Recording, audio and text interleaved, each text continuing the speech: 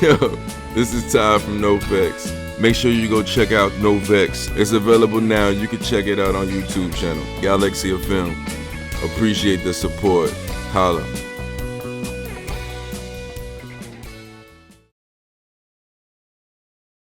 Welcome to Awards Bait, the official Galaxy of Film award show podcast, where we ask ourselves, what's getting nominated this year? Joining me every other Tuesday is a roster of guest stars to help me answer that very question. So sit back, relax, and enjoy the show.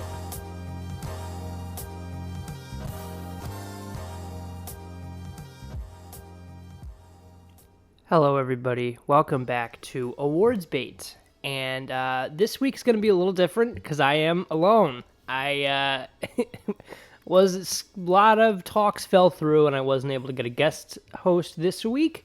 But that's okay because we've got plenty to talk about just with the Best Supporting Actress category. But I do have a couple of things that I want to get into before we get started. So initially when I wanted to start the show, I wanted to kind of go over like the movies that I've been seeing as well. Over this period because, you know, it's good to shine a light on these movies anyway. But I over the Thanksgiving break, I hope you guys all had a wonderful Thanksgiving, by the way. But over the Thanksgiving holiday, saw a bunch of films. I saw Saltburn. I saw Napoleon. I saw The Holdovers, which I mentioned on the podcast already. I saw an hour of May December at the time of this recording. Have not yet finished it. Saw like 15 minutes of Rustin, haven't finished that. I saw Maestro, and I believe that's everything. Yeah, so I saw a bunch of awards contender films, and without going into reviews for each of these films, I didn't think Napoleon was very good. May December is excellent so far. Maestro was very good, and Saltburn is one of my favorites of the year, although Saltburn, pretty sure that's going nowhere. We'll talk about that a little bit with the supporting actress category. And what else did I say I saw? There was one more. But Rustin was also, from what I saw of it, was really good. I didn't finish it just yet, but I would really like to. And one more. Oh, The Holdovers. Yeah, The Holdovers we'll talk about here. But that was another one where I thought that this movie's just going to go all the way. That's one of my favorites of the year as well. But without further ado, we can just get right into it here. Yeah, welcome to Awards Bait. And we are just kicking it this week with a solo recording. But before we get started, everybody's been talking about Wonka. And they've been saying how great it is. And it got me thinking, does this stand a chance to get some Oscar buzz? I don't know. I really don't. But I would assume no, because Paul King's other films, the Paddington movies, largely went unnoticed, and I'm sure those are going to be better than this. Not that that matters, but, you know, I think Wonka ultimately is just going to be a fun crowd pleaser. I feel like Wonka's going to have a similar effect that The Greatest Showman had, where, like, you know, overall it's decently received, but people that like it really, really, really like it. And I think it's going to be that kind of effect. And it's just going to hang around the box office for a couple weeks and it's going to do well, but I don't think it's going to get any awards buzz. I think Dune was the chance for a Chalamet movie to get in there for a bunch of, you know, Oscar noms. But I don't think we're there with Wonka. Without further ado, though, we've got Best Supporting Actress today. And I think it's a really good category, to be honest with you. This is looking good. So, in tradition, I have my sure bets, my iffy for now, and my no chance categories. Sure bets. I've got 3. Divine Joy Randolph in The Holdovers. She was excellent. She was really good in The Holdovers. I thought she brought so much depth to such a little performance. Like, she's not in it that much. I mean, she is. She's in it a lot, but she's not really the central focus of the movie. But, like, her story, without getting into spoilers, I mean, it's on streaming now. Not streaming, but, like, available for digital purchase which I haven't done yet, but I intend to very soon. It's a great film. So if you can't get out to the theater and you have, I think it's like $30 though. So if you have $30 lying around, I would buy The Holdovers. I think it's a holiday classic. I think it'll stand the test of time. I think it'll be one of those movies that we look back on. Alexander Payne did a really fantastic job with it. And Divine Joy Randolph is incredible in it. And at this moment, I think she's my pick to win it as well. She was very good. Now, before I get to my next sure bet, I gotta very quickly mention The Color Purple, because I haven't seen it yet. It's not out yet. It comes out Christmas Day. I know some screenings are happening. But that is another one where, like, I'm fully admitting maybe somebody from that movie wins Best Supporting Actress, but I didn't see it. So it is not in my sure bets just yet. Another sure bet, Emily Blunt in Oppenheimer. Look, was she that good in it? Maybe not. She wasn't even really in it that much, but she steals her scenes when she is in it, and she has so many great like audience moments where like that moment where she's telling them off in the kind of quiet courtroom office. You know the scene. Great stuff. I haven't gotten around to watching Oppenheimer again. I've seen it twice in theaters, and I own it now. I bought it on Blu-ray over the holiday, and I am definitely going to watch that again. That's going to be one that I revisit often. My last one, and I'm looking at it now, I really don't know if she is a supporting actress, though, and I haven't finished this movie yet, but just from what I saw, I think Julianne Moore from May December has to get in there. May December so far is such a strange film, but it's so good, and I'm so excited to finish it. If you're wondering why I haven't finished it yet, it's because my girlfriend and I have been watching it, and I want to finish it with her because, I don't know. She even gave me the green light to go ahead and finish it without her, but I don't know, I want to watch it with her. It's fine. So we'll finish that, and then I'll have a much better take on it in the next episode. But it's excellent so far, and I really do think that movie should be in contention in a lot of categories. I know everybody wants the supporting actor to be nominated. Can't remember his name off the top of my head, but he's good as well. Julianne Moore is also very good. She's always good, though. And I think it has more to do with the content of the role, more so than her actual performance, if that makes any sense. Because for the most part, it is just Julianne Moore so far. I have an hour left. I have half of this movie left to go. So there is definitely more that awaits me as far as Julianne Moore's performance goes. But just so far, the story is more gripping than the performance. If that makes any sense at all. It might not, but hey, it makes sense in my head. Iffy for now. So those are my 3 sure bets. I think all 3 of those women will be in for supporting actress because they're just so damn good. And I've seen all these movies in the sure bet category, which is good, except, half of May December. Anyway, iffy for now. Coming back to Color Purple here. Danielle Brooks from The Color Purple, and I guess I'll also lump in Taraji P. Henson for that, because I don't even know who the lead of this film is. Is it Halle Bailey from The Little Mermaid? I don't know. I don't know much about The Color Purple, so I'm very much excited to see it and just to get my, to get everything revealed to me in that film. Who's the lead? Who's the supporting actress? Who's the actor? Who's the supporting actor? All these things. But Danielle Brooks from The Color Purple, I think she'll probably get in, as well as maybe Taraji P. Henson. I don't know if The Color Purple is going to be strong enough to be a double nominee for Best Supporting Actress. I don't know. Not in the way I think Poor Things is with supporting actor. But we'll see. Next up, I have Jodie Foster from Nyad. I really liked Jodie Foster in Nyad. I really liked Nyad, and I don't think a lot of people are talking about it. But it was excellent. And I thought Jodie Foster did a great job in it. And I really hope she gets in there. But she might not. She probably won't. These next 3, actually, in the iffy, I think are all going to be battling for that last slot, to be honest with you.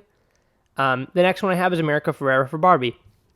Look, I don't know how likely this is, but just from that one big moment in Barbie where she's talking about, what it's like to be a woman, that is a great scene. And it's a great speech, and it's a good moment in the film. And I think she does enough with it, with the role overall, to maybe make it count. There is something sweet about, this ordinary lady going on this kind of whimsical journey with Barbie.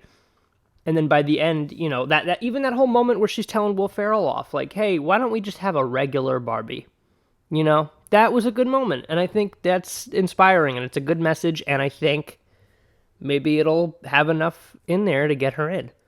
I don't know. We shall see. But I do think she has a good case to get in there. Next up, I have Viola Davis from Air. Look, she was the one that was kind of at the top of the list for most of the year, so I don't really think it's fair to totally count her out now. Because, look, she's great with the limited screen time she has in that film. She's really good. And I think, at the end of the day, it's all about staying power. And if she's able to, if they're able to mount a good enough campaign, Amazon, for Air, I definitely think Viola Davis can get in there. Because Air was one of those movies where everybody loved it. And it's still one of those things where people talk about it. And look, if that's the one, because I don't really think Air is going to go anywhere else. Maybe Best Picture if it's a light year. If it's a lot of people, a lot of people aren't really feeling the Best Picture nominees. Maybe Air can sneak in for that 10th spot. I don't know, but we'll see. I think Viola Davis still is sticking around. I don't think she's out yet. I think we still got to think about her, and that's why she's in the iffy for now. You know what I mean? And lastly, I have Penelope Cruz in Ferrari. I hear she is fantastic in Ferrari, but I haven't seen Ferrari. Once I see Ferrari, I'll have a better idea, but I don't think so, because I don't think Ferrari is connecting enough. Speaking of not connecting enough, the no chance category. I'm going to save this one for last, actually. Sandra Hüller from The Zone of Interest. I don't think she's going to have a double nomination, because I do think she'll get in for Anatomy of a Fall. And I also, again, have not seen The Zone of Interest. But from what I've heard, not a lot of people are talking about it, and a lot of people that love it are saying, like, general audiences might not. So I don't think that's something that goes all the way to an Oscar nomination. That's not true. A lot of things that don't connect get Oscar nominations. But I don't know. I feel like The Zone of Interest is kind of a weird one, because I haven't heard anything about it. And it's coming out in like 2 weeks here. So I'll check it out and I'll report back. But I don't know. That's one of those, like, I think that's going to be like a Nomadland, where it's kind of like, it's good, but, it's just kind of good. Like, it's not really much else. But, I'm probably going to get into hot water with that one. But I don't know. Not a lot of hype in my kind of circles here that I've been keeping an ear on. Next up, I have Rachel McAdams from Are You There, God? It's Me, Margaret. This was another one that came out earlier in the year, where it initially sparked some buzz, but I think largely that has died. I think Are You There, God? It's Me, Margaret, while a fun, not fun, but it's a nice little movie. I don't think, we ever really thought that was going to happen for Are You There, God? It's Me, Margaret, But yeah, I don't think Rachel McAdams is getting in there.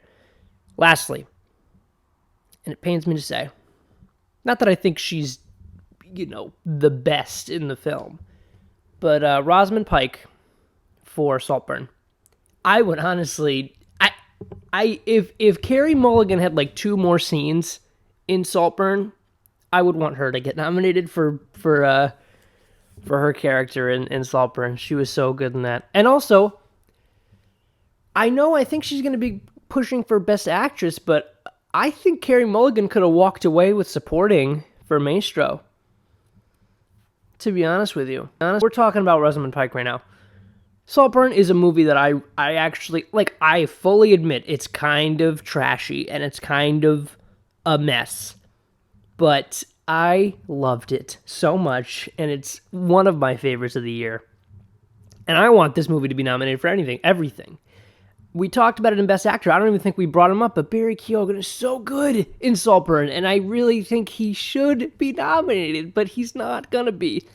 Maybe he'll be in our list for what we would do with the Oscar nominations, Maybe we'll do that before the actual nominations come out. We'll give our own little Galaxy of Film list for what we would do, you know?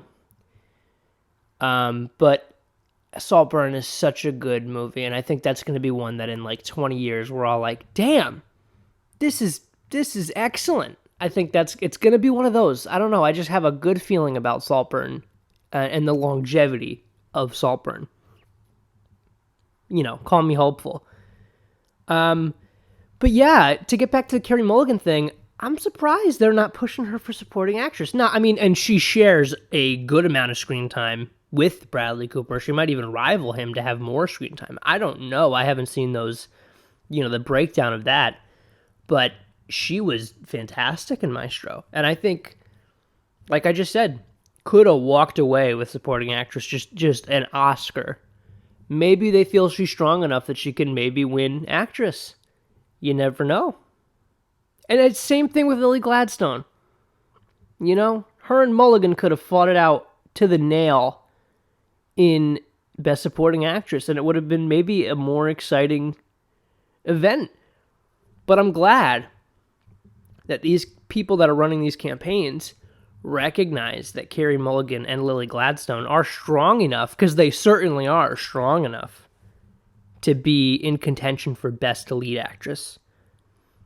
I think that ultimately it'll come down to, who's got the last word. Like, which movie came out later, which movie struck a chord more. I think Killers of the Flower Moon is losing steam fast. So I think this really just gives everybody an opportunity for Poor Things to just swoop in on Christmas and be the fresh, hot ticket in everybody's mind, and Emma Stone leaves with it. That's what I think is going to happen. But I would love to see Carey Mulligan, Emma Stone, or Lily Gladstone take it. I wasn't really expecting to like Carey Mulligan in Maestro as much as I did. Same with Bradley Cooper. Best Actor, I know we were talking about Cillian Murphy or like Leo, but get Leo out of there, and Bradley Cooper should definitely win the Oscar. I mean, not that I love Cillian, but Bradley Cooper ticks all the boxes. He's got the prosthetics, he's got the biopic angle, and it's not really a biopic though. It's kind of more of you'll see it. It's a strange movie, but it's really good.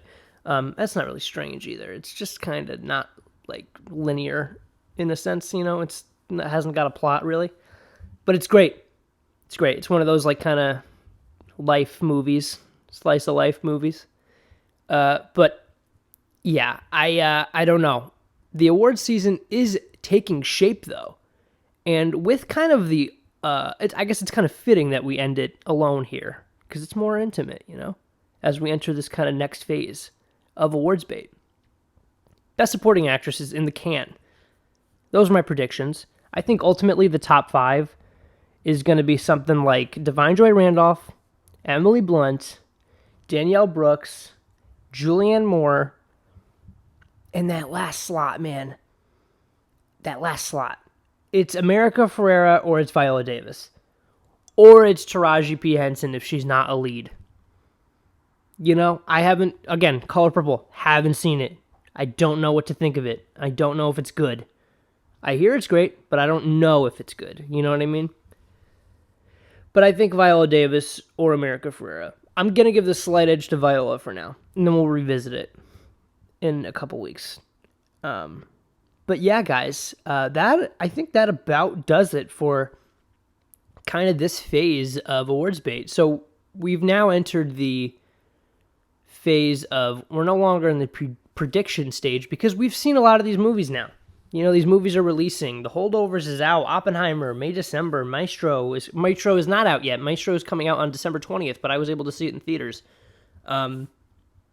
Rustin, all these movies are out now. So now that they're out, we can kind of start looking at, what's really going to go down. We can start looking at the chatter online. We can start looking at the predictions and the nominations. The nominations, once those start coming out. I believe in a couple weeks we'll get those Golden Globes, if the Golden Globes are even happening. Are they? I don't even know. But But we'll look into, like I mentioned earlier, what we would nominate. Maybe some of the below-the-line categories we'll talk about. Maybe we'll start looking at some foreign films. Imagine that. We'll do an episode on that. You never know. But a lot of exciting things are coming for Awards Bait. I really appreciate you guys sticking with me throughout this series. It feels like we're kind of closing the book in a certain way with the above-the-line categories kind of all done. Although screenplay, we can definitely do an episode on. Maybe that'll be the next episode. Anyway, guys, really appreciate you guys for tuning in week after week with me here on Awards Bait. Really sorry that I wasn't able to book a guest for you this week, but I had fun. I had fun with just you and I here. This is good. I think we should do this more often. With that being said, guys, subscribe to Everything Galaxy of Film YouTube channel.